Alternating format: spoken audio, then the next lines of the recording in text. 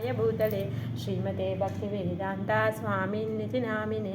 नमस्ते सारस्वते देवे गौरवाणी प्रचारिणे निर्विशेषा शून्यवादी पाश्चात्यदेशतारिणे। श्रीकृष्ण चैतन्य प्रभु नित्यानन्दा श्री अद्वैता गदाधरा शिवासादि गौरभक्तवृन्दा। हरे कृष्ण कृष्ण कृष्ण हरे हरे, हरे राम राम राम हरे हरे। मूकं करोति वाचालं पंगुं लंघयते गिरिं यत्कृपातमहं वन्दे श्रीगुरुं दीनतारिणं। श्रील ప్రభుపాద్ की जय, श्री गुरुदेव की जय।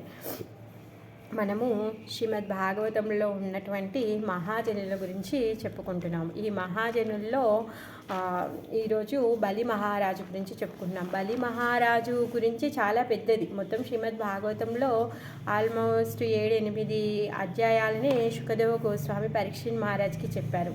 మరి కొంతవరకు చెప్పుకుందాం, ఒకవేళ మిగిలితే మళ్ళీ మండే రోజు కంటిన్యూ చేసుకుందాం. సో మనం ఇప్పటివరకు బ్రహ్మ, నారద, శివ, 4 కుమారులు, కపిల భగవానుడు, స్వయంభూ మనువు, ప్రహ్లాద, జనక మహారాజా, భీష్మ, వీళ్ళందరి గురించి చెప్పుకున్నాం. ఈరోజు బలి చక్రవర్తి. వీళ్ళందరూ కూడా భాగవతోత్తములు, భాగవత ధర్మాన్ని, భాగవత విజ్ఞానాన్ని తెలిసినటువంటి వారు.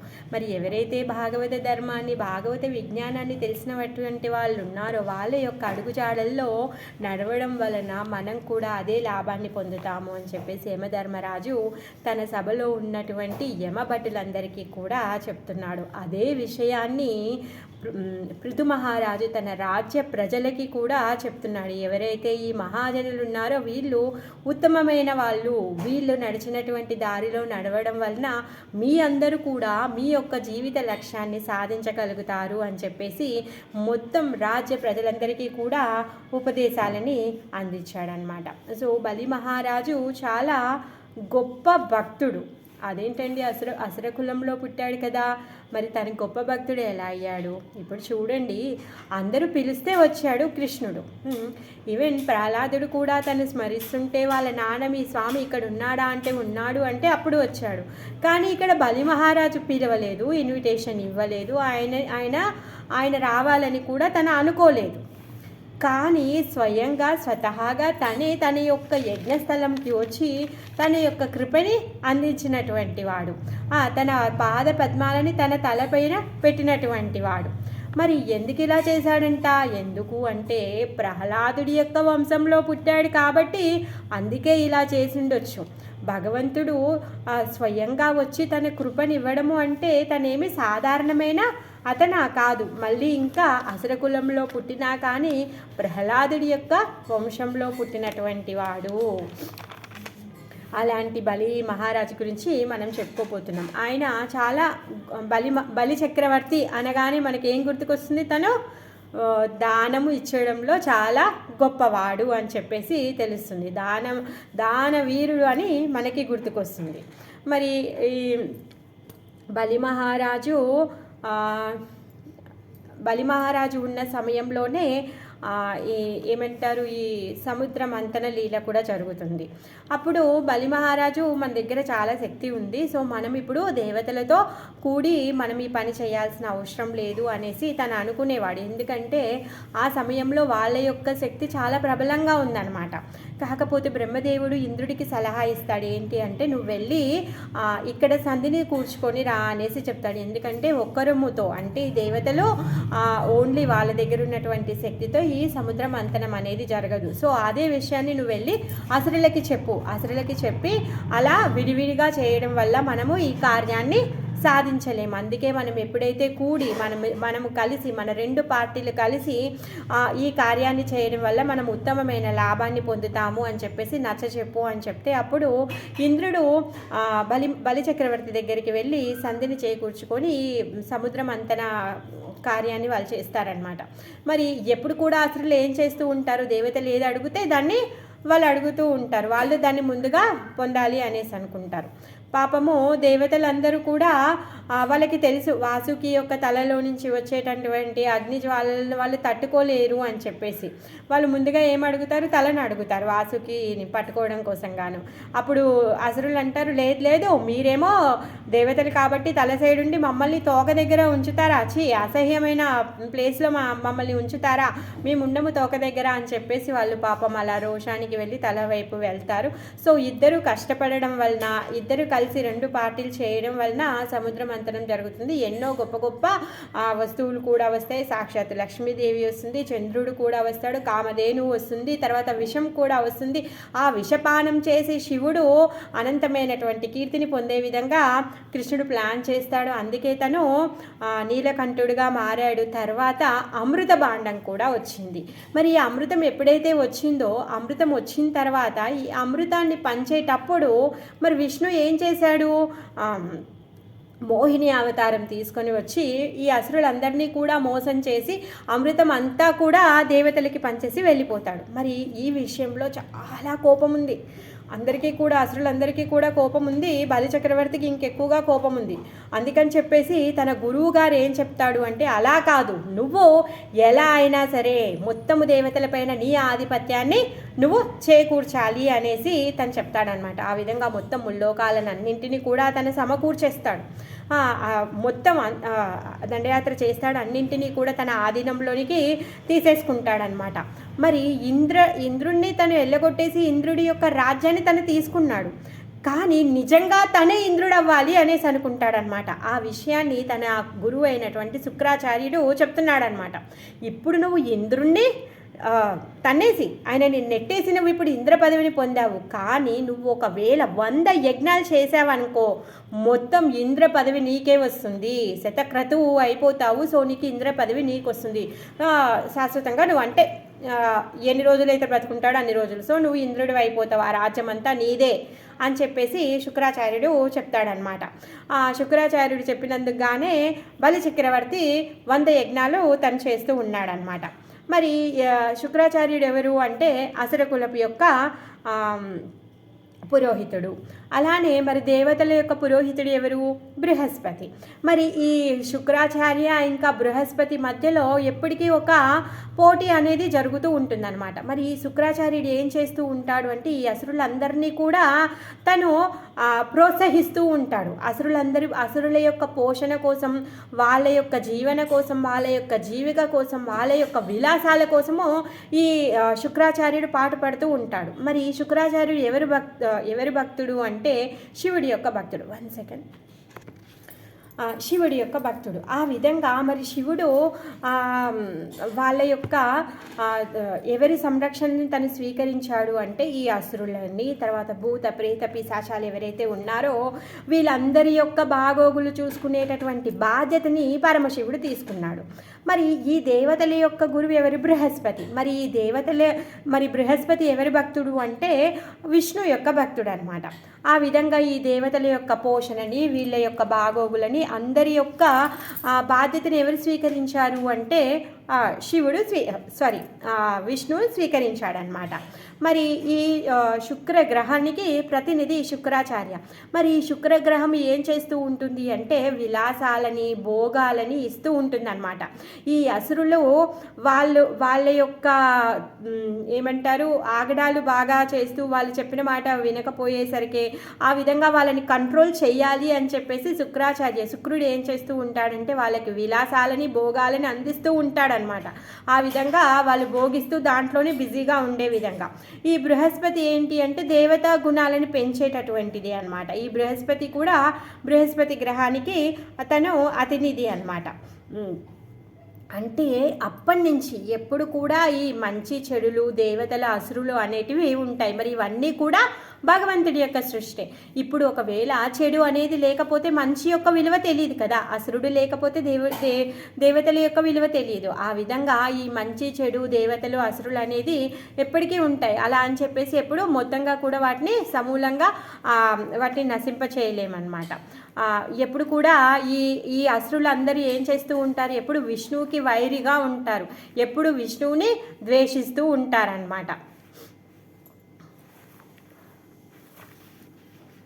మరి ఈ మంచి వాళ్ళని అందరినీ ఎప్పుడు విష్ణువు చూసుకుంటూ ఉంటాడు. ఈ అసురులందరినీ తన వాళ్ళ యొక్క విస్తారాన్ని, అసురుల పని ఏంటి, ఎప్పుడు తపస్సు చేయడం, శివుడి దగ్గరికి వెళ్ళడం, శక్తులు పొందడము, వాళ్ళ ఆగడాలు వాళ్ళు చేయడం, అది జరుగుతూనే ఉంటుందన్నమాట. మరి అప్పుడప్పుడు ఏమవుతుంది అంట, ఈ అసుర కులంలో కూడా ఉత్తమమైన భక్తులు పుడుతూ ఉంటారనమాట.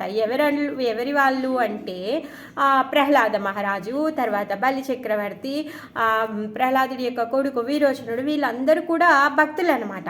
అప్పుడప్పుడు ఇలాంటి భక్తులు వస్తూ ఉంటారు. ఎందుకు వస్తూ ఉంటారంటే ఈ అసురులందరినీ కూడా ఉద్ధరించడం కోసంగాను వస్తూ ఉంటారు. నరసింహస్వామి ఏం చెప్పాడు, మీ యొక్క వంశంలో పుట్టిన వాళ్ళందరినీ కూడా నేను ఉద్ధరింపచేస్తాను అనేసి తను వరాన్ని ఇచ్చాడు. నేను ఎవరిని కూడా శిక్షించను అనేసి చెప్తాడు. ఆ విధంగా ఈ ప్రహ్లాదుడి యొక్క వంశంలో ప్రహ్లాదుడి తర్వాత ప్రహ్లాదుడి యొక్క మనవడిగా బలి చక్రవర్తి వచ్చారనమాట.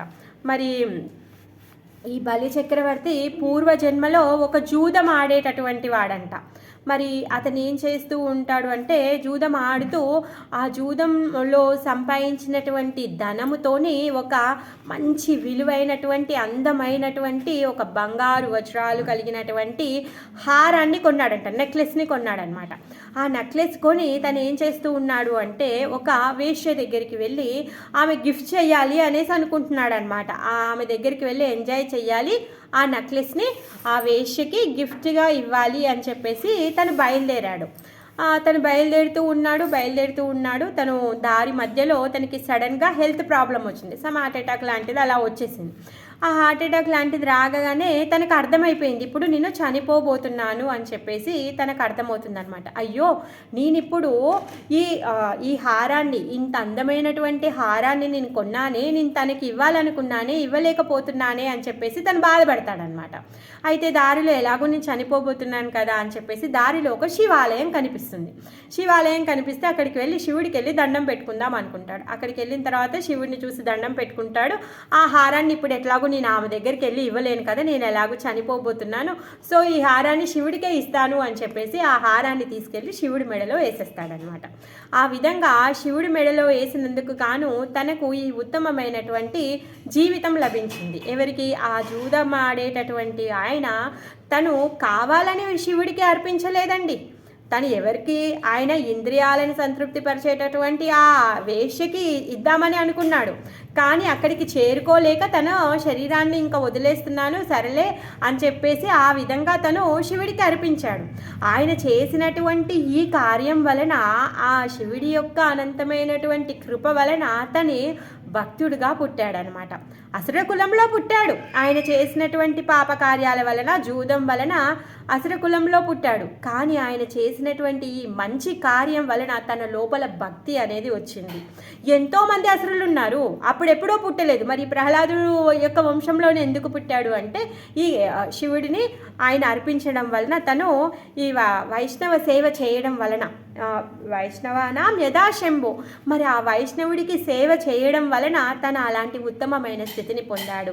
అందుకే వైష్ణవ సేవ అనేది ఉత్తమమైన సేవ అనేసి చెప్తారనమాట. అందుకే ఏమంటారు, భక్తుల సాంగత్యంలో ఉంటూ భక్తుల సేవ చేయాలి అనేసి చెప్తూ ఉంటారు కదా. ఎందుకు అంటే భక్తుల సేవ అనేది ఎలాంటిది అంటే అది మనకి ప్రమోషన్ ఇస్తుంది అనమాట. ఏ విధంగా ఆ ప్రమోషన్ ఎలా ఉంటుంది అంటే మనని మన యొక్క ఆధ్యాత్మిక జీవితంలో ఇంకా ముందుకి తీసుకెళ్ళగలుగుతుంది అన్నమాట. ఏ విధంగా అయితే మన పిల్లోడు చాలా బాగా చదువుతున్నాడు అనుకోండి, తను ఏం చేస్తాము, ఒక క్లాస్ తప్పించి జంప్ చేయిస్తాం, అవునా కదా. 6th క్లాస్ చదవాలి, కాకపోతే వాడు చాలా బాగా చదువుతున్నాడు, టైం వేస్ట్ ఎందుకని మేము 7thలో జాయిన్ చేసామని చెప్తూ ఉంటాం కదా. అదేవిధంగా ఎప్పుడైతే మనము బాగా భగవంతుడి యొక్క భక్తుల సేవ చేశామనుకోండి, అప్పుడు మనము కూడా భక్తిలో ఇంకా ముందుకి పురోగతి చెందుతామన్నమాట. ఈ జూదం ఆడేటటువంటి వాడు తను కావాలని కూడా భగవంతుడి శివుడి యొక్క సేవ చేయలేదు, ఊరికేనే చేశాడు. అయినా కానీ తను ఎంత అభివృద్ధిని పొందాడు, అంత గొప్ప స్థితిని తను పొందాడు. మరి అలాంటి వాళ్ళింటికి పిలవకుండా, చెప్పా చేయకుండా సాక్షాత్ విష్ణువు వచ్చి తన కరుణనిస్తున్నాడు. అలాంటి గొప్ప అవకాశాన్ని ఎలా పొందాడు అంటే తను చేసినటువంటి శివుడికి చేసినటువంటి ఆ సేవ వలన ఆ అవకాశాన్ని పొందాడు అనేసి ఆచార్యులు చెప్తూ ఉన్నారనమాట. అందుకే వైష్ణవ సేవ అనేది ఉత్తమమైన సేవ. అందరూ అంటారు మాధవ సేవ మానవ సేవే మాధవ సేవ అనేసి అంటారు. అది కూడా కరెక్టే. కాకపోతే మనము మానవ సేవలో భాగంగా ఒక పూట అన్నం పెడితే మళ్ళీ ఇంకోసారి ఆకలిస్తుంది. అలా కాకుండా వాళ్ళకి ఉత్తమమైన చైతన్యాన్ని ఇవ్వడం వలన, ఇచ్చి మీరు ప్రసాదం పెట్టడం వల్ల వాళ్ళు ఇంకా ఉద్ధరింపబడతారు.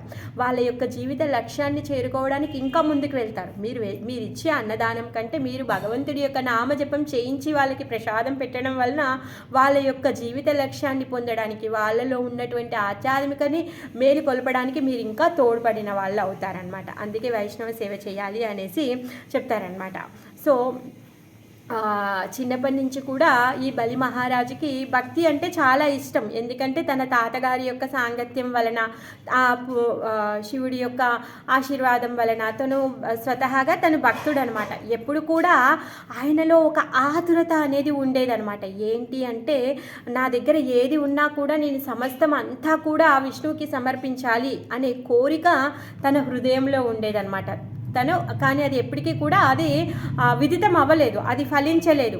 అందుకోసమే అయి ఉంటుంది. తన హృదయంలో ఉన్నటువంటి కోరికలు నెరవేర్చడం కోసంగానే తను మొత్తము కూడా తన సర్వస్వాన్ని అంతా తీసుకోవడం కోసంగానే సాక్షాత్తు విష్ణువు వామనుడి రూపంలో వచ్చి మొత్తం అన్నింటినీ కూడా హరించి వేస్తాడు. ఆయన యొక్క ఆత్మ సమర్పణ చేసుకునే విధంగా, ఆయన యొక్క కోరికను నెరవేర్చే విధంగా భగవంతుడి ఈ లీలల్ని చేస్తాడనమాట. ఆ అవకాశం లేదు, ఆయన వేచి ఉన్నాడనమాట. అందుకని ఈ లీలలు జరుగుతూ ఉంటాయన్నమాట. అయితే ఇంకా ఇప్పుడు ఈ 100 యజ్ఞాలు చేస్తే నువ్వు ఇంద్రుడు అవుతావు అని చెప్పేసి శుక్రాచార్యుడు బలి మహారాజుకి చెప్తాడు. సో బలి మహారాజు కూడా తను 100 యజ్ఞాలు చేద్దాము అని చెప్పేసి కూర్చున్నాడు. 99 యజ్ఞాలు అయిపోయాయి. అయితే శుక్రాచార్యుడికి తెలుసు ఈ 100 యజ్ఞం అయిపోతే ఇప్పుడు బలి చక్రవర్తి ఇంద్రుడైపోతాడు.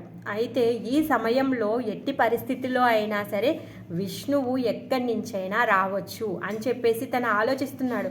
తను చాలా అలర్ట్గా ఉన్నాడు. అందుకని చెప్పేసి మొత్తం యజ్ఞ స్థలాన్ని అంతా కూడా కట్బందీ చేసేసాడనమాట. ఫుల్ టైట్ సెక్యూరిటీ పెట్టేశాడు. ఏ మానవులని కానీ, ఆడవాళ్ళు కానీ, మగవాళ్ళు కానీ, పశువులు కానీ, జంతువులు కానీ, పక్షులు కానీ ఏ రూపంలో ఉన్న వాళ్ళని కూడా లోపలికి ఎంట్రీ చేయొద్దు, నో ఎంట్రీ బోర్డు పెట్టేశాడు. ఎవరిని కూడా లోపలికి రానివ్వద్దు అంటాడు. ఎందుకంటే విష్ణువు మాయగాడు. తను ఏ రూపంలో వస్తాడో మనం ఊహించను కూడా లేము. ప్రహ్లాదుడి విషయంలో చూసామే, సగం మానవుడు సగము జంతువు రూపంలో వచ్చాడు. పోని ఆడవాళ్ళలాగా రాడనుకుందామంటే అది కూడా కాదు. ఇప్పుడే మోహిని రూపంలో వచ్చి మొత్తము అసురులందరినీ కూడా మోసం చేశాడు. ఎప్పుడో చేపలాగా మారచ్చు, కూర్మంలాగా రావచ్చు, ఆఖరికి సూకరం కూడా కావచ్చు. అలాంటి వాడిని ఎలా నమ్ముతాము? అందుకని చెప్పేసి నో ఎంట్రీ, ఎవరికి కూడా లోపలికి ఎవరు కూడా రాకూడదు అని చెప్పేసి తను బాగా టైట్ సెక్యూరిటీ పెట్టేస్తాడు. మరి అందరి హృదయంలో ఉన్నటువంటి పరమాత్మ ఎక్కడికి పోకుండా తను ఎలా ఉండగలుగుతాడు? అన్నీ కూడా ఆయనవేనే. ఆయన లేనటువంటి స్థలం ఎక్కడుంది? అసలు లేనే లేదు. ఆయన లేనటువంటి స్థలం ఏది కూడా లేదు. సో ఆ విధంగా ఆ బలి చక్రవర్తి చేసేటటువంటి యజ్ఞ స్థలం ఏదైతే ఉందో ఆ స్థలానికి అక్కడికి వచ్చాడంట, బయటికి వచ్చాడు. అప్పుడే ఆయన ఆవిర్భావం జరిగింది. తల్లి వేడుకుంటుంది, నా పుత్రుడు ఇంద్రుడి యొక్క పదవి పోతుంది, సో నా ఇంద్రుడికి తన స్థానాన్ని తను ఉంచాలి అని చెప్పేసి భర్తని వేడుకోవడం వలన, భర్త చెప్పిన వ్రతం చేయడం వల్ల సాక్షాత్ విష్ణువే ఆమె గర్భంలో ఆవిర్భవిస్తాడు.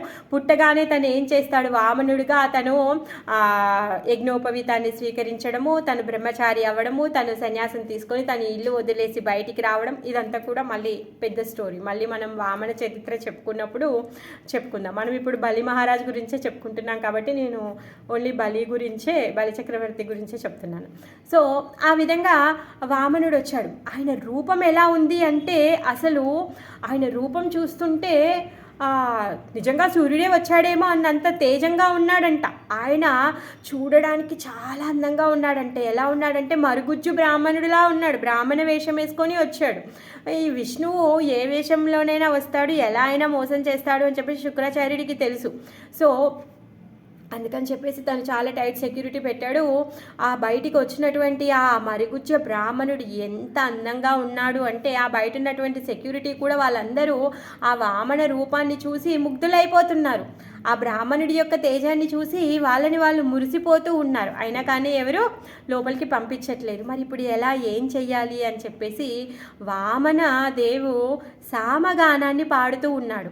ఆయన పాడేటటువంటి ఆ సామగానము ఎంత మధురంగా ఉంది అంటే అది ఆ యజ్ఞస్థలంలో ఉన్నటువంటి బలి చక్రవర్తికి, శుక్రాచార్యుడికి, అక్కడ ఉన్నటువంటి ఎవరైతే ఋత్వికులు, అక్కడ ఉన్నటువంటి పాల్గొనే వాళ్ళందరూ సేవకులు, అందరూ ఎవరైతే ఉన్నారో వాళ్ళందరికీ కూడా వినిపించే విధంగా అతి మధురంగా తను సామగానాన్ని పాడుతూ ఉన్నాడంట. ఆ సామగానంలో పాడుతూ తను భిక్షాటనకి వచ్చాడు. బ్రాహ్మణుడు కదా, భిక్షం అడుకోవడం తన యొక్క ఇది. సో ఆ విధంగా తను వచ్చి పాడుతూ ఉన్నాడనమాట. అయితే శుక్రాచార్యుడికి ఎందుకో పాపం తనకి అలా అనుభూతి పొందుతూ ఉన్నాడనమాట. ఏదో అవ్వబోతుంది అని చెప్పేసి, అంటే ఇప్పుడు ఏదో అవాంఛనీయ కారణాలు రావచ్చు అని తను అనుకుంటూ ఉన్నాడనమాట. ఆ విధంగా తను చూస్తూ ఉన్నాడు. అయితే తను బయటికి లోపలికి తిరుగుతూ ఉన్నాడనమాట. ఆ ఋత్విక్కి చెప్తున్నాడు, ఆ యజ్ఞాన్ని జరిపించి అతనికి చెప్తున్నాడు, ఇది 100వ యజ్ఞం, ఇది అయిపోతే ఇంకా బలి చక్రవర్తి ఇంద్రుడు అయిపోతాడు. అందుకే ఎట్టకేలకు నువ్వు త్వరగా కానిచ్చు అని చెప్పి తనని త్వర పెడుతూ ఉన్నాడనమాట. ఇంతలోకే విష్ణు వచ్చేసాడు, వామనుడు వచ్చేసాడు, సామగానాన్ని పాడుతున్నాడు. ఆ మధురమైనటువంటి స్వరము బలి చక్రవర్తి యొక్క చెవులోకి వెళ్ళింది. శుక్రాచార్యులు కూడా విన్నారు. బలి చక్రవర్తిని, నువ్వు యజ్ఞ పీఠం మీద నుంచి నువ్వు లేవద్దు, నువ్వు కూర్చో, నేను వెళ్ళి చూస్తాను అని చెప్పేసి శుక్రాచార్యుల వారు వెళ్తారనమాట. వెళ్ళి చూస్తారు. శుక్రాచార్యుడు తన యొక్క అనుమానం నిజమైంది. తనంట ఇంకా స్పెషల్ గ్లాసెస్ పెట్టుకొని చూస్తున్నారనమాట. సో వచ్చిన వాడు ఎవడు అని చెప్పేసి చూసేసరికి తను విష్ణువు అని చెప్పేసి తను తెలుసుకున్నాడనమాట. ఆ విధంగా ఇంకా తను నిశ్చయం అయిపోయింది. తను ఇంకా విష్ణువుతో మాట్లాడేది అది ఏమీ లేదు. ఇంకా ఆ విష్ణువు యొక్క పాడేటటువంటి పాటని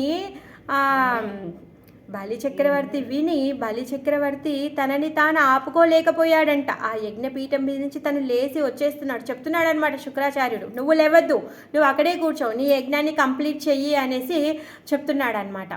మరి అంత అందమైనటువంటి రూపాన్ని, ఆయన అంత మధురమైనటువంటి ఆ మాటని వినకుండా ఎవరు కూడా ఉండలేకుండా ఉన్నారనమాట. తను ఇంకేమంటున్నాడు, భిక్షాం దేహి అనేసి అంటున్నాడు. భిక్షం అడుక్కోవడానికి వచ్చాడు. మరి రాజు దగ్గరికి వచ్చి ఎవరైనా అడుక్కుంటే రాజు దానం ఇచ్చేయాలి, అది రాజు యొక్క కర్తవ్యము. మరి అలాంటి ఇంకా తనేంటి గొప్ప భక్తుడు, ధర్మసందనుడు. అసలు శుక్రాచార్య తర్వాత అంటాడనమాట. ఏమంటాడంటే చెప్తాను. సో మరి భిక్షాందేహి అని ఎప్పుడైతే తను అంటాడో ఆ మాట తన చెవులోకి వెళ్ళి తను మరి యజ్ఞం చేస్తూ ఉన్నాడు. మధ్యలోనే లేచి వచ్చి దానం ఇద్దామనేసి వస్తూ ఉన్నాడనమాట. బయటికి వచ్చేసారు. సో అప్పుడు శుక్రాచార్యుడు చెప్తాడనమాట, ఇదిగో ఆయన దీనంగా ఉన్నటువంటి బ్రాహ్మణుడు ముఖం వేసుకొని వచ్చాడు, కానీ తను నిజంగా బ్రాహ్మణుడు కాదు అనేసి తను చెప్తూ ఉన్నాడనమాట. అప్పుడు బలి చక్రవర్తి పట్టించుకోలేడు. అయ్యో భిక్షం అడగడానికి వచ్చాడు బ్రాహ్మణుడికి దానం ఇవ్వడంలో ఏం పోతుందిలే అని చెప్పేసి తను అనుకుంటాడనమాట. అప్పుడు చెప్తాడనమాట, ఆయన సామాన్యమైన వాడు కాదు, ఇతను విష్ణు మహామాయి. ఇప్పుడు మీ ఎవరు తాతగారు కదా, ప్రహ్లాద మహారాజు యొక్క తండ్రి, ఇంకా తాతకి తండ్రి, హిరణ్యాక్షుణ్ణి చంపడానికేమో సూకర రూపంలో వచ్చాడు, హిరణ్యకశిపుని చంపడానికేమో నరసింహ రూపంలో వచ్చాడు. ఇప్పుడు నీ దగ్గరున్న ప్రతి ఒక్కటి కూడా హరించడం కోసం ఇలా మరుగుజ్జు వామనుడులాగా వచ్చాడు అనేసి శుక్రాచార్యుడు చెప్తున్నాడు అనమాట. అయితే ఎప్పుడైతే ఆ మాట విన్నాడో బలి చక్రవర్తి, తను సాక్షాత్తు విష్ణు వచ్చాడు అని చెప్పేసి ఎప్పుడైతే విన్నాడో బలి చక్రవర్తి యొక్క కళ్ళల్లో నుంచి నీళ్లు కారిపోతూ ఉన్నాయంట. పులకించిపోతూ ఉన్నాడంట. అహో భాగ్యం, అహో అదృష్టం నాది, నేనెంత భాగ్యవంతుణ్ణి, సాక్షాత్తు విష్ణు ఇక్కడికి వచ్చాడే అని చెప్పేసి తన అదృష్టాన్ని ఇంకా తన అనుభూతి పొందుతూ ఉన్నాడనమాట. చాలు ఏంటి నువ్వు మాట్లాడేది, ఎవరి జీవితం అంటే నిన్ను జీవించడం కోసమో నిన్ను పోషించడం కోసమో ఇక్కడికి రాలేదు అనేసి చెప్తున్నాడు అనమాట. నువ్వు ఎక్కువగా ఎక్సైట్మెంట్ అయ్యావనుకో నువ్వు ఇప్పుడు నష్టపోయేది నువ్వే, ఆయనకేమి ఒరిగేది లేదు అనేసి చెప్తున్నాడు అనమాట. నువ్వు ఇంతగా ఎక్సైట్మెంట్ చెందితే నీ యొక్క ఐశ్వర్యము, నీ సంపద, నీ శక్తి, అసలు నువ్వు ఇప్పుడు ఈ జీవితంలో ఏదైతే సంపాదించావో అవన్నీ కూడా తను తీసుకొని వెళ్ళిపోతాడు అనేసి అంటాడనమాట. అయితే అప్పుడు శుక్రాచార్యుడు నవ్వుతూ అంటాడనమాట, అసలు నాకు నువ్వు చిన్నప్పుడు ఎప్పుడైతే ఉన్నావో డౌట్ వచ్చింది, నువ్వు కూడా ప్రహ్లాదుల్లాంటి భక్తుడివే అని అనిపించింది ఒకసారి. కాకపోతే సరేలే పోనీలే, ఈ అసుర బాలకుడు కదా, ఈ అసురులందరినీ చూసుకోవాల్సిన బాధ్యత నాదే కదా అని చెప్పేసి నీకు హెల్ప్ చేయడం కోసం గాను, నిన్ను ఇంద్రుణ్ణి చేయడం కోసం గాను నిన్ను ఇన్ని రోజులు పట్టుకొని ఉన్నాను అనేసి శుక్రాచార్యుడు చెప్తున్నాడు అనమాట. ఆయన యొక్క ప్రవర్తనలో ఆ బలిచక్రవర్తి చిన్నప్పటి నుంచి తను ప్రవర్తించేటటువంటి వ్యవహారంలో ఆయన యొక్క నడవడికను చూస్తే శుక్రాచార్యుడికి బలిచక్రవర్తి గొప్ప భక్తుడు అని అప్పుడే అర్థమైందంట. ఆ విషయాన్ని శుక్రాచార్యుడు బలిచక్రవర్తికి చెప్తున్నాడు అనమాట. నాకు చిన్నప్పుడే డౌట్ వచ్చింది, సో ఇప్పుడు అది నిజమయ్యేలా ఉంది, నువ్వు చెప్తే వినట్లేదు, నువ్వు వెళ్ళు, నీ యొక్క యజ్ఞాన్ని నువ్వు కంప్లీట్ చెయ్యి. అరే సరే నీ గురించి నువ్వు ఆలోచించట్లేదు బాగానే ఉంది, కనీసం అసురకులం గురించైనా ఆలోచించు కదా, ఈ లాస్ట్ యజ్ఞమా మొత్తం పూర్ణాహుతి చేస్తే అయిపోతుంది, అసురకులం కోసమైనా నువ్వు వెళ్ళి కూర్చో, నువ్వు యజ్ఞాన్ని కంప్లీట్ చెయ్యి అనేసి చెప్తున్నాడు అనమాట. రకరకాలుగా తను చెప్తున్నాడు అనమాట. మరి ఈ విష్ణువు ఏం చేస్తూ ఉంటాడంటే ఎప్పుడు అసురులను చంపడానికే చూస్తూ ఉంటాడు, అందుకే ప్లీజ్ నా మాట విను అనేసి చెప్తున్నాడు అనమాట. అయితే బలి చక్రవర్తి అంటున్నాడు, అయ్యో గురువు గారు ఏంటండి మీరు మాట్లాడేది, నేను తాత దగ్గర నుంచి కూడా చాలా విన్నాను, శాస్త్రం నుంచి కూడా నేను విన్నాను, ఈ భగవంతుడే అంటే మొత్తం అన్నింటికీ మూల కారణము తినే అని చెప్పేసి భగవంతుడే అనేసి చెప్తున్నాడు అనమాట. అయితే మీరేమో అంటే ఈ శాస్త్రాలు కానీ గురువు కానీ ఏం చేస్తాయంట, భగవంతునితో జీవుణ్ణి కలుపుతాయంట. మరి మీరేంటండి గురువుగారు ఇలా చెప్తున్నారు, భగవంతుణ్ణి కలవకుండా చేస్తున్నారు ఏంటి అనేసి అడుగుతాడనమాట. అందుకనే మీరు నాకు గురువుగా తగిన వాళ్ళు కాదు అనేసి బలిచక్రవర్తి అనేస్తాడనమాట. మరి శాస్త్రం కానీ గురువు కానీ సాధువు కానీ చేసేటటువంటి కార్యం ఏంటిది అంటే వాళ్ళ యొక్క సొంత లాభాల కోసము మానవులని అంటే వాళ్ళ దగ్గరికి వచ్చి శరణాగతి పొందిన వాళ్ళని వాడుకోవడం కాదు. వాళ్ళు ఏం చెయ్యాలి అంటే ఆ జీవుణ్ణి అతన్ని భగవంతుడితో కనెక్ట్ చేయించాలి. జీవుడు ఏం చేస్తూ ఉన్నాడు, ఈ భౌతిక ప్రపంచానికి వచ్చాక ఈ భౌతిక ప్రపంచంలో ఉన్నటువంటి హంగులని అందాలని చూసి తన యొక్క స్థితిని మరిచిపోయాడు. మనం మన స్థితిని మరిచిపోయాం. మనం ఏమనుకుంటున్నాం, ఇది శాశ్వతమైంది, నేను ఇక్కడే శాశ్వతంగా ఉంటాను, నేను ఇవన్నీ ఎంజాయ్ చేయాలి, నేను ఇక్కడ రాజ్యాన్ని వేలాలి అనేసి మనం అనుకుంటున్నాం. కానీ గురువుగారు, నిజమైన గురువుగారు ఏం చెప్తాడు, అరే పిచ్చోడా అలా కాదు, నువ్వు చాలా తాత్కాలికమైన వాడివి, ఈ శరీరం ఏదైతే నీకుందో అది అప్పు తెచ్చుకున్నావు, దాన్ని నువ్వు వదిలేయాల్సి వస్తుంది. అందుకు కానీ నువ్వేం చెయ్యాలి, నీ యొక్క జీవిత లక్ష్యాన్ని నువ్వు పొందాలి, భగవంతుడి యొక్క నామజపం చెయ్యాలి, భగవంతుడి యొక్క కథాశ్రవణం చెయ్యాలి, భగవంతుడిని అర్చించాలి, పూజించాలి అని గురువు చెప్తాడు. ఆ భగవంతుడితో కనెక్షన్ని తను ఏర్పరుస్తాడు. అది నిజమైన గురువు చేసేటటువంటి పని. మరి శాస్త్రం ఏం చెప్తుంది, శాస్త్రము నిజమైన శాస్త్రం ఏదైతే మనం సృష్టించుకున్నటువంటివన్నీ శాస్త్రాలు కావండి, సాక్షాత్ దేవదేవుడిలో ఇచ్చినటువంటిది శాస్త్రము, వేదము. అవేం చెప్తున్నాయి అంటే ప్రతి జీవి కూడా తమ జీవిత లక్ష్యాన్ని పొందాలి, భగవంతుడితో తన సంబంధాన్ని పునరుద్ధరించుకోవాలి. ఎందుకు పునరుద్ధరించుకోవాలి అని చెప్తున్నాయి అంటే ఆల్రెడీ మనకు ఆ కనెక్షన్ ఉంది, కాకపోతే ఇప్పుడు అది మరుగున పడిపోయింది. ఆ కనెక్షన్ని మనము పునరుద్ధరించుకోవాలి. మరి ఎవరు పునరుద్ధరిస్తారు అంటే గురువు గారు పునరుద్ధరిస్తారు. మరి ఆ గురువు గారు ఏం చెప్పి ఎలా పునరుద్ధరిస్తారు అంటే భాగవతాన్ని, భగవద్గీతలని మనకి చెప్పి భగవంతుడి యొక్క గొప్పతనాన్ని, ఆయన భక్తుల పట్ల ఆయన ఇచ్చేటటువంటి కరుణని, ఆయన యొక్క కృపని మనకి అర్థం చేయించి మనము భగవంతుడి యొక్క సంబంధికులము అని చెప్పి మనని భగవంతుడితో కనెక్షన్ ఏర్పడేటట్టుగా చేస్తారనమాట. అయితే ఒక మహారాజ్ చెప్పారు, ఏమన్నారు అంటే ఇప్పుడు మనం ఉన్నటువంటి శరీరం ఏదైతే ఉందో మనందరికీ తెలుసు, అది భౌతికమైనటువంటి శరీరం.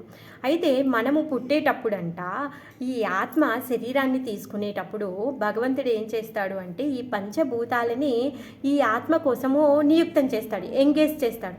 మరి ఈ పంచభూతాలన్నీ కూడా ఈ మహాతత్వం ఇవన్నీ కూడా భగవంతుడి యొక్క శక్తి, ఇవన్నీ కూడా భగవంతుడి యొక్క సేవలో ఉన్నాయి. మరి ఈ భగవంతుడి సేవలో ఉన్నటువంటి ఈ పంచభూతాలన్నింటినీ కూడా మన కోసం గాను ఈ శరీరాన్ని తయారు చేసి ఈ ఆత్మని దీంట్లో ఉంచి తను పంపిస్తాడు. అప్పుడు పంచభూతాలు అడుగుతాయంట, అయ్యో స్వామి, మేము మీ యొక్క పాద సేవలే ఉన్నామే, మమ్మల్ని ఇలా మీ దగ్గర నుంచి దూరం చేసి ఈ జీవుడికి ఇచ్చి పంపిస్తున్నారే, ఎలా నాయనా అనేసి అడుగుతాయంట ఈ పంచభూతాలు. అప్పుడు స్వామి చెప్తాడంట, ఏమంటాడు అంటే, కాదు కాదు, వాళ్ళు నా యొక్క అంశలు, వాళ్ళు నన్నే పూజిస్తారు, నన్నే భజిస్తారు. సో నువ్వు వెళ్ళినా కూడా నువ్వేమి నాతో దూరం అవ్వవు, నాకు దగ్గరగా ఉన్నట్టే అని చెప్పి ఈ పంచభూతాలను ఇచ్చి మనకిచ్చి పంపించాడు అనమాట, ఈ శరీరాన్ని ఇచ్చి పంపించాడు. మరి మనం ఏం చేసాము, పుట్టాక చనిపోయే లోపు మన ఇష్టానుసారంగా బ్రతికాము. భగవంతుడి యొక్క నామజపం లేదు, భగవంతుడి దర్శనం లేదు, గుడికి వెళ్ళము, పొద్దున్న లేసి స్నానం చెయ్యము, తినకూడని పదార్థాలన్నీ తింటాము. భగవంతుడు ఇచ్చినటువంటి ఈ శరీరము మందిరంతో సమానం, ఎందుకంటే పరమాత్మ రూపంలో భగవంతుడు మన హృదయంలో ఉన్నాడు కాబట్టి. ఆ మందిరాన్ని ఎలా చేశాము అంటే సారాయి దుకాణంలాగా మార్చేశాం. మరి అప్పుడు ఈ పంచభూతాలన్నీ బాధపడుతూ ఉన్నాయి, ఎందుకు అవి నిత్యంగా భగవంతుడి యొక్క సేవలో ఉండేటటువంటివి. ఎప్పుడైతే మన సమయం అయిపోయింది, ఇక్కడ మన కాలం గడిచిపోయింది, మనం చనిపోయిన తర్వాత ఈ పంచభూతాలన్నీ కూడా ఏమవుతాయి, ఇవన్నీ కూడా తిరిగి పంచభూతాల్లో మన శరీరంలో ఉన్నటువంటి పంచభూతాలన్నీ కూడా తిరిగి వెళ్ళిపోయిన తర్వాత స్వామి దగ్గరికి వెళ్ళి అడుగుతారంట, స్వామి నువ్వు చెప్పావని వెళ్ళాము, కానీ వాళ్ళు ఒక్కసారి కూడా నిన్ను తలవలేదు తండ్రి అనేసి అడుగుతాయంట. చూసారా, అంటే ప్రతి ఒక్కటి కూడా భగవంతుడిది కానిది ఏమీ లేదు. మనం ఏమనుకుంటున్నాము, పోండి బతికున్నన్ని రోజులు బాగా తింటాము, బాగా తాగుతాము, బాగా తిరుగుతాము, బాగా చచ్చిపోతాం, చచ్చాక ఎవడు చూసుకుంటాడు అనేసి మనం అనుకుంటాం. అలా కాదు, ప్రతి ఒక్కటి కూడా భగవంతుడు మన పైన కృపతో, ఆయన యొక్క మమకారంతో మనకి ఇవన్నీ కూడా సమకూరుస్తున్నాడు. మరి ఆయన ఇన్ని సమకూరుస్తే మనం ఆయనకు కృతజ్ఞతగా మనం చూయించాలి కదా. ఆ కృతజ్ఞతే భక్తి చేయడం. మనం బస్సులో వెళ్తుంటే ఎవరైనా కొంచెం సేపు సీట్ ఇస్తారు, ఒక స్టాప్ నుంచి ఇంకో స్టాప్ వరకు సీట్ ఇస్తేనే వాళ్ళకి అమ్మ థ్యాంక్స్, ధన్యవాదాలు, అమ్మ శుక్రియా ఏదో చెప్పేసి మనం వస్తామే. మరి భగవంతుడు మన యొక్క ఆత్మని నడవడం కోసం గాను మనకి ఇన్ని తను సమకూరుస్తున్నారు. మరి మనం ఏం చేయాలి, ఆయనకి కృతజ్ఞతగా ఉండాలి. అందుకే మనము భగవంతుడి యొక్క నామజపం చేయాలి. ఎంత సులభం కదా, ఎంత సులభం. మనం యజ్ఞం చేయాల్సిన అవసరం లేదు, తపస్సు చేయాల్సిన అవసరం లేదు, అలా అని చెప్పేసి పెద్దగా ప్రోగ్రామ్స్ ఏది చేయాల్సిన అవసరం లేదు.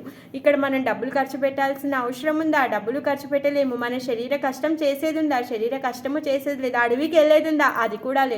మనం ఎక్కడున్నా, ఏ స్థితిలో ఉన్నా, ఎలాంటి పరిస్థితిలో ఉన్నా, ఎలాంటి స్థలంలో ఉన్నా కూడా భగవంతుడి యొక్క నామ జపం చేయడం చాలా సులభం. ఏంటి అది, హరే కృష్ణ కృష్ణ కృష్ణ హరే హరే, హరే రామ రామ రామ హరే హరే కదా.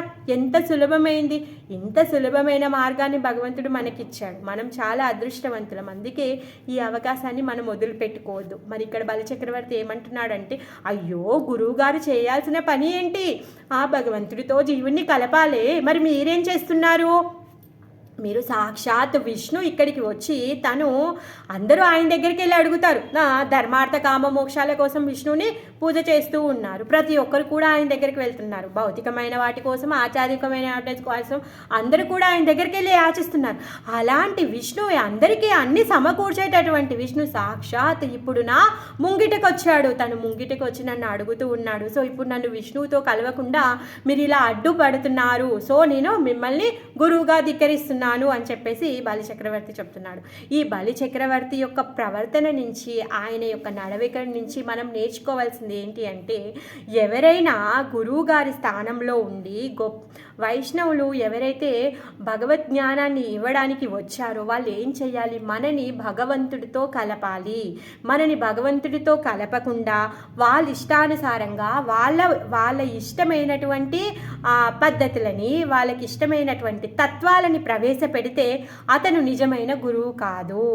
అది మనము తెలుసుకోవాల్సింది. గురువు గారి యొక్క లక్షణాలు ఎలా ఉండాలి, ఆయన చేసేటటువంటి కార్యకలాపాలు ఏంటో మనం తెలుసుకొని వాళ్ళని గురువుగా స్వీకరించాలి. అలా కాకుండా ఏరాగారా నెత్తుగేరా ఎవరైతే దారిలో పోతాడో అతను వచ్చి నేను గురువుని అని చెప్పేసి బాబా వేషం వేసేసుకుంటాను, సాధు రూపం తీసేసుకుంటాను, నేను గురువుని, నేను మీకు ఈ ఉపదేశం చేస్తాను అంటే ఎవరు పడితే వాళ్ళు చెప్తే వినేది కాదండి గురుపదేశము. గురుపదేశం అనేది భగవద్గీత భాగవతాల్లో ఉండాలి, శాస్త్రాల్లో ఉండాలి, సాధువులు ఆమోదించాలి.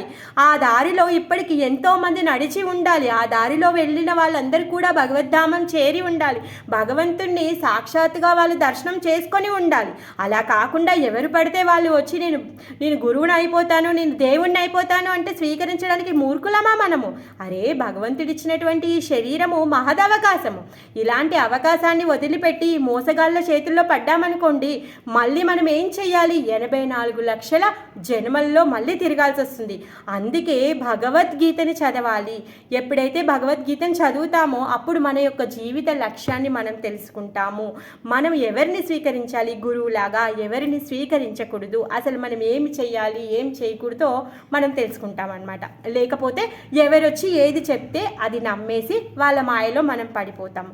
మనకిచ్చినటువంటి అవకాశము మాయలో పడడానికి కాదు, మాయ నుంచి బయటికి పడడానికి. సో ఆ అవకాశాన్ని మనము ఉపయోగించుకోవాలన్నమాట. ఇప్పుడు అదే అవకాశాన్ని ఇప్పుడు బలి చక్రవర్తి ఉపయోగించుకుంటున్నాడు. తను గురువుగారు చెప్పినట్టుగా ఆ మాయలో తను పడదలుచుకోలేదు. ఇప్పుడు వచ్చినటువంటి అవకాశం జాక్పాట్, సాక్షాత్ విష్ణువే వచ్చాడు. ఇలాంటి మహదవకాశాన్ని ఎవరైనా వదులుకుంటారా? అందుకే బలి చక్రవర్తి నేను ఈ అవకాశాన్ని వదులుకోదలుచుకోలేదు. ఏది ఏమైనా సరే, నా ఐశ్వర్యం పోయినా, నా సంపద పోయినా, నేను ఇప్పుడు జీవితంలో కూడబెట్టినటువంటి పుణ్యము, అంతస్తు, ఆస్తి అన్నీ పోయినా సరే నేను విష్ణువుకి దానమిచ్చి తీరుతాను. ఆ బ్రాహ్మణుడి రూపంలో వచ్చినటువంటి ఆ వామనుడికి దానమిచ్చి తీరుతాను అని చెప్పేసి ఇప్పుడు తను నిశ్చయించుకున్నాడు. తను ఏమంటాడంటే ఒక మాటకి, మీరు సత్పురుషులైనటువంటి మీ వంటి బ్రాహ్మణులకి దానం ఇయ్యగాలేంది, నేను ఇప్పుడు వచ్చినటువంటి ఈ బుల్లి ఆ బ్రాహ్మణుడికి దానం ఇవ్వడంలో తప్పేముంది అన్నట్టుగా మాట్లాడతాడు. గురువుగారితో ఆ విధంగా మాట్లాడతాడనమాట. సో ఇంకా నీ బుద్ధి భ్రష్టు పట్టింది అని చెప్పేసి నువ్వు ఐశ్వర్యహీనుడు అయిపోతావు అని చెప్పేసి శుక్రాచార్యుడు బలి చక్రవర్తిని శపిస్తాడనమాట. అయితే బలి చక్రవర్తి ఇప్పుడు బయటికి వచ్చి చెప్తున్నాడనమాట, ఓ బ్రాహ్మణ, తనకి వినయంగా నమస్కరిస్తూ, ఎందుకంటే వచ్చినటువంటి వామనదేవుడు చిన్న మరుగుజ్జు రూపంలో ఉన్నటువంటి బ్రాహ్మణ రూపంని తీసుకొని ఉన్నాడు కాబట్టి ఇప్పుడు బలి మహారాజు ఓ బ్రాహ్మణ దేవా అని చెప్పేసి తనని సంబోధిస్తూ చెప్తున్నాడు, నేను మహాభక్తుడైనటువంటి ప్రహ్లాదుడి యొక్క మనువణ్ణి, విరోచనుడి యొక్క పుత్రుణ్ణి అనేసి చెప్తున్నాడు అనమాట. ఇంకా నేను అసురరాజుని, బలిని అనేసి చెప్తున్నాడు. నా శక్తి తగ్గట్టుగా నేను దానం చేస్తాను, ప్లీజ్ అడగండి అని చెప్పేసి తను రిక్వెస్ట్ చేస్తున్నాడు అనమాట. వామనదేవుడి యొక్క రూపాన్ని చాలా బాగా వర్ణించాడు. వామనుడి యొక్క అంగాలంట అతి మధురంగా, అతి సున్నితంగా ఉన్నాయంట, కోమలమైనటువంటి అంగాలు కలిగి ఉన్నాడు. ఆయన యొక్క కళ్ళు చాలా పద్మరేకులు వెళ్ళి విచ్చుకొని ఉన్నాయంట. ఆయన శరీరంలో వచ్చేటటువంటి తేజము సూర్యుడిని ధిక్కరించేంత విధంగా ఉందన్నమాట. అలాంటి స్వరూపాన్ని తీసుకొని వచ్చినటువంటి వాడనమాట. సో నా శక్తానుసారము నేను దానము ఇస్తాను, అడగండి అని చెప్పేసి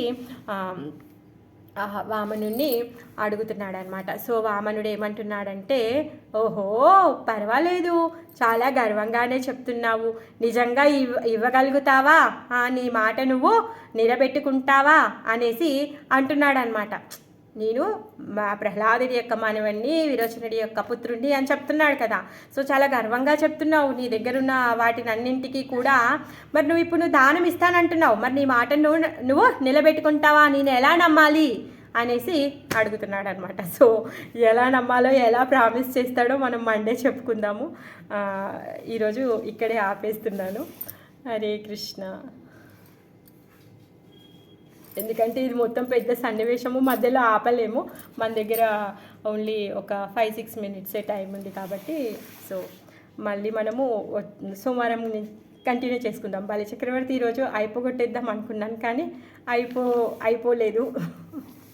హరే కృష్ణ.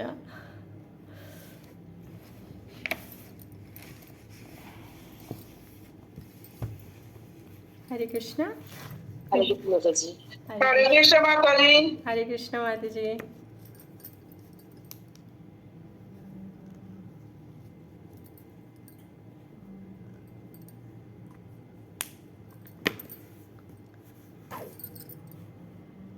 అందరూ వింటున్నారు, ఎవరు సపోర్ట్ చేయలేదు.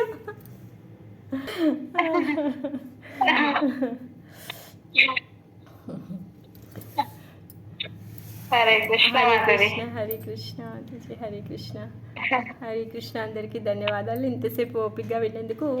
మళ్ళీ సోమవారం రోజు అయ్యో సాయంత్రం ఓపిక కలుసుకుంటాం. మీరు అంతగా మాట్లాడి మూడికి కూర్చోబెట్టి అన్ని చెప్తున్నారు. లేక కారణంగా నడిపిస్తూనే ఉంటాం ఎటు కాకుండా. హరే కృష్ణ. మీరందరూ వింటున్నారని నేను శ్రద్ధగా చదువుతున్నాను, లేకపోతే నేను టైంపాస్ చేసేదాన్నేమో. అందుకే మీ అందరికీ ధన్యవాదాలు చెప్తూ ఉంటాను ఎప్పుడు. మీ అందరు పుణ్యమా అంటూ నేను చదువుతున్నాను, నాకు ఈ అవకాశం దొరికింది. హరే కృష్ణ మాతాజీ. హరే కృష్ణ మాతాజీ. హరే కృష్ణ.